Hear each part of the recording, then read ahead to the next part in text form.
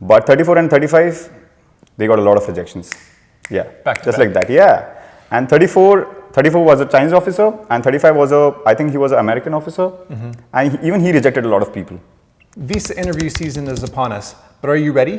And do you know about the scariest visa officer? There's a US consulate in India that is this Chinese officer who refuses person after person, rejection, and it's scary. And our friend Shardul faced him for his visa interview. We're going to tell you what it was like and how to get past him for your F1 student visa interview. Check it out. Hey friends, welcome to Chine Coaching. I'm Rob, and we love helping international students and professionals find success in their cross-cultural journeys. And one of those big parts of your journey abroad is getting that visa. So this video, we're going to break down visa interviews, how to prepare, what to do, and how to get approved. And we're going to tell the story of our friend Shardul, who has a very unique, very interesting story. And we have some very good tips as well at the very end, so stay tuned for those. But Shardul, introduce yourself. So hi guys, I'm Shardul Tadaskar. I'm currently a UTD student. I came in fall 22 and I'm currently studying Masters of Science in Information Technology and Management. And yes, as Rob mentioned before, I faced the infamous Chinese officer back in Mumbai visa office. And yes, it was as scary as Rob described. So let's just get to the video then. Yeah, you guys are not going to believe what happened in his story. But first, I know that for some students, even booking their appointments can be a challenge. So what was your booking process like and what challenges did you have to overcome? Yeah, so one thing that I'd like to mention is before starting to book the visa slots, there's this one thing that you need to get an admit from a university first. So I received the admit from UTD back in November 2021, and I was a bit lazy, so I did not, start visa process immediately, but I'll suggest you guys to start it as soon as possible. So I started my visa slot booking process back in March, April, and I waited for 2 months before I got a visa slot. I tried plenty of things which are available, plenty of resources which are available online. I'll mention a few of them later on, but I did get my visa slot for July 2022. And since it was far late, since my college was going to start from August, I had to get it rescheduled to June. And even that's a tough process. So there are a few resources available online for the booking the process for visa. And one method is there's a Google Chrome extension called as checkvisaslots.com. So you get the screenshots of the visa website, and since US Immigration Office just allows you to log into the website only 3 times, if you log in more than 3 times, it blocks you for 3 days. So you have to be very careful while using these chances. And there was this one time that I used all the 3 chances, and I was blocked for 3 days, and a few of my friends got the visa slots during those 3 days. So you missed it? Yeah, I missed it. Oh, I missed it.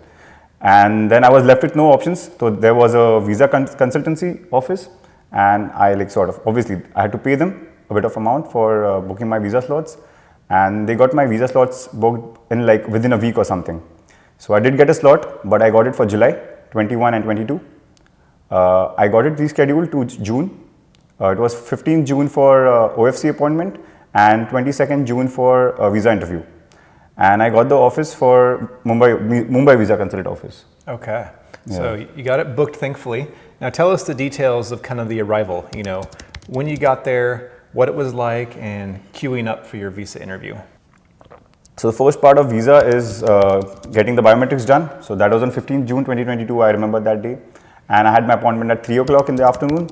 And even though I was advised to reach there by 15 minutes before time, I reached there somewhere around 45 minutes or something. And there I was standing in the queue outside. They gave us a token, and they used to call out your token number. You have to go inside, keep your things in the locker because nothing is allowed inside the biometric office. So once the biometric is done, it's pretty basic. You just give your fingerprints, you just get your photo taken for the visa, and then you go home and wait for your visa interview, prepare for it. And then came the day for judgment, 22nd June, 22nd June 2022. I had my appointment at 9:15, but I was there at 7 o'clock in the morning, and there were still people waiting in the queue. And the queue was outside the building, outside the visa consulate, and they were standing for the queues were a mile long. And this is the Mumbai consulate? This is the Mumbai consulate. Okay. And it was 7 in the morning. And the people standing in the queue, they had their appointments for 8 o'clock. Now just imagine I had my appointment at 9:15. So I stand in the queue at 7:50. I got in somewhere around 8:10 or 8:15 or something. And I faced the infamous Chinese officer at 9:15. So I was standing in the queue for almost half an hour. Okay. And now, Shardul, you mentioned there's this famous Chinese officer, and I mean, there's a lot of counters there, right? Yeah. So tell us, why is this person so famous, so feared, so notorious in the visa interview world? So there were like around 35 counters, but most of the times only like six of them. I think last 6 or last 7 of them are like usually open. So there were a variety of officers. There were like, I think 2 lady officers and 4 male officers. And I think, yeah, number 34. Number 34 was the Chinese officers counter. And I was standing in the queue. There were like around 100 people standing in front of me. And I was just like observing each and every person that used to go to any counter, be 28, 34 or 35. So I basically started observing a trend that people who used to go to counter number 28 to 33 or something, they used to get approved pretty easily. Like I did not see many rejections in those counters, but 34 and 35, they got a lot of rejections. Yeah, just like that. Yeah. And 34 was a Chinese officer, and 35 was I think he was an American officer, and even he rejected a lot of people. Yeah, so I was standing in the queue and I observed that consecutively around 16 to 17 students were rejected for a visa from the Chinese officer. And I was just like, I just kept my fingers crossed, like I don't want this officer, I don't want this officer, I just want to get my visa interview done with. And finally my turn came in, and there's a lady officer who escorts you to the counter, who tells you as to which counter you want to go to. So you go from the big line then to line up to each counter. Yeah. Okay. Yeah, and there are like two people in the queue and 1 person at the interview counter. So there are chairs kept over there. Chairs kept over there, and I reached to the first position in the queue, and the lady officer asked me to go to the counter number 34. And that was the moment I got so scared. I got so scared that I started planning my deferral. I thought that I'll defer my admission. I'm done. I don't want the visa. I won't get it anyways. So I'll defer my admission to spring, since I was applying for fall, right? So I thought I'll defer my admission to spring, and then I'll apply for visa again, since I'm going to get rejected now. But still, I did observe the people who were there, who gave the interview before me, and I think that confidence was the key. So I just went in with all that I had that day, all energy and all focus that I had. I just went in front of the officer. And what was happening in front of you? I know you saw maybe like 15, 16 people ahead of you. Yeah. And what happened to them? All of them got rejected. All of them came back with the passport. So there was a thing that if you go in, and if the visa is approved, you don't get your passport back. You just get a white slip on which it is written that you'll get your passport with a visa stamp maybe 2 weeks from now or something. But all of the people from that counter, they came back with their passports. Done. Yeah, it's done for them. It's done for them. And I've seen people who are like they were like literally begging, sir, I've booked my tickets for the US and I need to go. My college starts in like next 2 weeks. I can't do this, sir. I'm really sorry. I can just do this interview again. Can you please reconsider me? And he was very adamant. He did not want to get anything done. Wow. Yeah, he just wanted to get over with the day, just go back home. Yeah, that's it. And the day was just starting. Yeah, the day was just starting, and I'm like, what's this guy doing? Wow. I was very scared, man. I was very scared. It's very scary.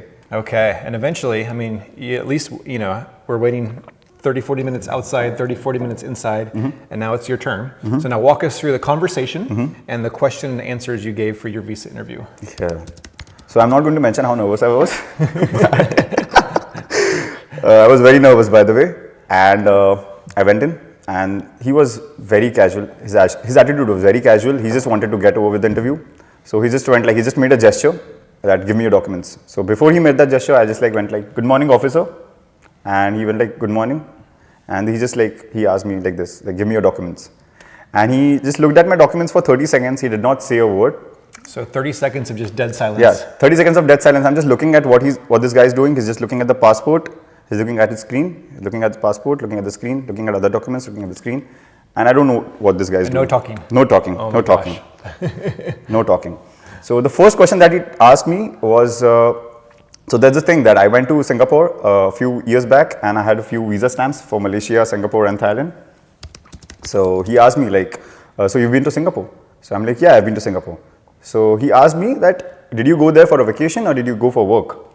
So there's a very thick wall between you and the visa officer. So sometimes the things are not audible. And you're both wearing masks. Yeah, we both were wearing masks because it was COVID times, right? So it's hard to hear. It's hard to hear. So he asked me that question and I wasn't able to hear it. And I was pretty scared to ask him again, but I did go like, sir, can you please repeat? It wasn't audible. And that happened twice. He asked me the same question twice and I did not hear it. So I asked him twice, like, sir, please, can you please repeat it? It's not audible. So he just said that, did you go there for work or did you go for vacation? So I'm like, sir, I did go there for vacation. Like, okay. So what all universities did you apply to? So I went like, I just applied to 3 universities. And he asked me like, what all 3 universities did you apply to? So I just told him like UTD and XYZ, whatever university it is. And then he went like, why are you choosing UTD? So the famous question. Yeah, the famous question. Like, this question is something that is asked to everyone, each and every interview, each and every person. It's like, why UTD? Why did you choose UTD? So I just answered him that, like I attended a couple of webinars by the program director, the dean and everything. And I thought that, the course at UTD offered me the perfect balance of technical and management skills and management courses.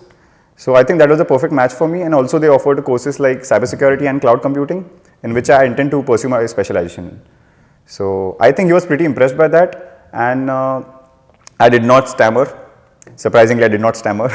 So he just went like, okay, cool. And he asked me, how are you going to fund this master's program? So I just started listing down all the funds that I had. I just told him, my dad works in a private company. He earns this much salary. I've got this much savings, 2 houses, 3 houses. And I've secured a loan from State Bank of India of XYZ lakhs. And I think that was the last question that he asked me. And then he just handed me over the slip, the white slip, the famous white slip. So 3 questions was, why Singapore, why the university, and then funding. Yeah. And then what was his response?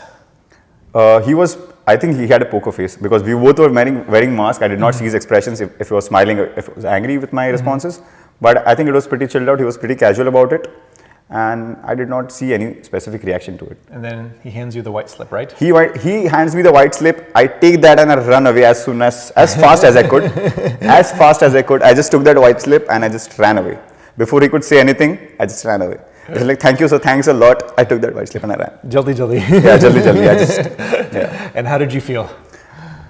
It was so overwhelming. Like, I was waiting in the queue since the morning and I was already sad when I got the counter number 34. I like visa officer, Chinese officer, and I used to refer to Telegram and all the other websites, all the other resources where they tell you about the Mumbai visa officers, how do the interviews go and what all questions do they ask. And I had heard a lot about this guy. And you beat him. Yeah, I beat him and it was an accomplishment, man. It was an accomplishment. And I was so happy.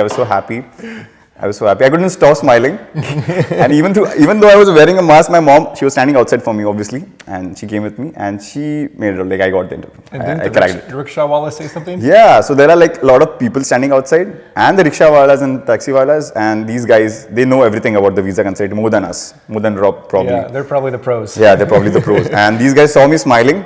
One of the rickshaw walas just stopped, right? And he's like, congratulations, sirs, you got the visa interview done. Like, I need the sweets. Mithai do. Yeah. So yeah, I was so happy. I did not say, I'm just like, thank you, man. I just need to go back home and sleep. Yeah. Oh, that's so much relief. Yeah, it is so much relief, man. So much relief. Congrats. And I couldn't stop talking about the Chinese visa officer. I just couldn't stop talking about him. Because I suddenly felt so proud of myself that, Chinese visa officer, he rejected like 16, 17 people in front of me. And I got in. Thank God and everything. It's like when you defeat the final boss of like a video game or something. Yeah, perfect. Just like that. So we've got a few great tips for you on how to prepare. But first, if this video has been helpful, hit that like button to say thanks to Shardul, sharing his experience, his wisdom. Hopefully you guys are learning from this. So hit that like button to say thanks. And our chai question for you guys is, what location are you going to be giving your visa interview? So tell us in the comments, which city, which state, which country, where do you plan, which embassy, which consulate. We want to know where you're going to be giving your visa interviews. Maybe we can learn from each other. So share that in the comments for the chai question.